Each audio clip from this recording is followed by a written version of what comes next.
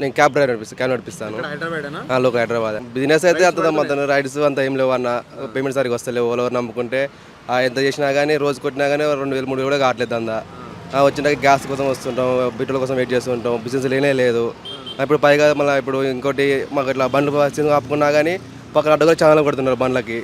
ఆపుకునే పరిస్థితి లేదు మాకు. ఏం చేద్దాం కావట్లేదు. ఆపితేనే వాళ్ళు కూడా కొడుతున్నారు, ఆపితేనేమో మాకు బిజినెస్ కావట్లేదు. గ్యాస్ లేకపోతే ఎట్లా చేయలేదు మాకు అర్థం కావట్లేదు బిజినెస్ అనేది. వెహికల్ రిజిస్ట్రేషన్ అయ్యేటప్పుడే డాక్యుమెంట్స్తో పాటు బ్యాంక్ అకౌంట్ లింక్ చేయాలని చెప్పి దాని గురించి మీ స్పందన ఏంది, ఎట్లా ఉండబోతుంది? బ్యాంక్ లింక్ చేయడం వల్ల అంటే ఇప్పుడు కొత్త వెహికల్ తీసుకుంటాం. ఆ వెహికల్ తీసుకున్నదే మేము సంపాదించుకొని తీసుకుంటాం వెహికల్ అనేది.